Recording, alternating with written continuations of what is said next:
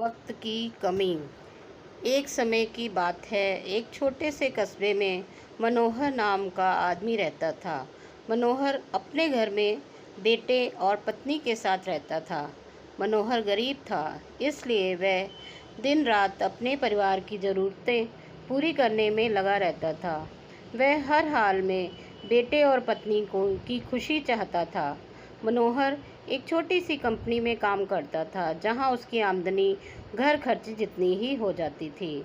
लेकिन फिर भी मनोहर कंपनी वाला काम खत्म करके दूसरी जगह जाया करता था, ताकि कुछ और पैसा कमा सके। काम में व्यस्त होने से वह अपने परिवार को समय नहीं दे पाता था। मनोहर 24 से 15 घंटे घर से बाहर काम में निकाल देता था। रात को देर से आता, सुबह जल्दी चला जाता था। इस तरह कुछ दिन बीतते गए। एक दिन मनोहर की पत्नी उससे कहा कि आप पूरे दिन काम करते हो और हमें समय नहीं देते हो। वैसे भी हमारा खर्चा आराम से निकल जाता है, तो आप इतनी मेहनत क्यों करते हो?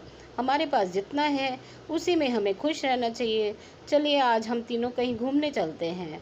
तब मनोहर कहता है कि बस कुछ समय मुझे और मेहनत करने दो, फिर तो आराम ही आराम है। इस तरह मनोहर मेहनत करने में लगा रहता है।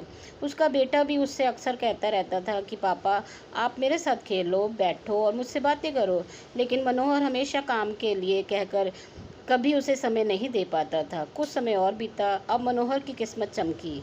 उसकी नौकरी जिस कंपनी में थी, अब उसका मालिक मनोहर को मैनेजर बना देता है, क्योंकि मनोहर काफ़ी समय से वहाँ काम करता था और अब वह मालिक का विश्वास पात्र बन गया था। मैनेजर बनने के बाद मनोहर अब अमीर हो गया। उसकी आमदनी अच्छी खासी थी। अब वह कुछ भी खरीद सकता था। उसकी गिनती धनी लोगों में होने लगी। पत्नी और बेटा बस एक बार कोई चीज़ मांग लेते तो वह तुरंत हाजिर कर देता था। एक दिन बेटा और पत्नी दोनों उससे बहुत ज़्यादा जिद पर अड़े कि वे तीनों समुद्र के किनारे घूमने चलते हैं।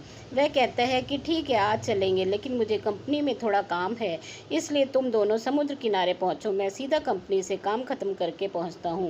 पत्नी और बेटा दोनों वहां चले जाते हैं। तभी समुद्र में बहुत बड़ी सुनामी आ जाती है और आसपास के लोगों को भी बहा ले जाती है। पत्नी और बेटा दोनों पानी में बह जाते हैं। जब मनोहर वहां पहुंचता है तो ऐसी हालत देखकर घबरा जाता है। उसने हर जगह देखा, लेकिन सब कुछ नष्ट हो चुका था। यकीन हो गया कि उसकी पत्नी और बेटा भी बह गए। वो जोर जोर से रोने लगा, अपनी पत्नी की बात को याद करने लगा। हमारे पास जितना है उसी से खुश रहना चाहिए और अपने परिवार के साथ खुशी के नए पल बनाने चाहिए, ताकि हम उसे हमेशा अपने दिल में संभाल कर रख सके। पैसों का क्या है, कभी होंगे तो कभी नहीं होंगे। इस कहानी से हमें सीख मिलती है, हमेशा अपने परिवार के साथ कुछ समय निकाल कर बैठना चाहिए। सुख हो या दुख मिलकर बांट कर सहना चाहिए। ज़िंदगी का क्या पता आज है कल ना हो। ये कहानी अच्छी लगी हो तो प्लीज़ मेरे चैनल को सब्सक्राइब ज़रूर करें।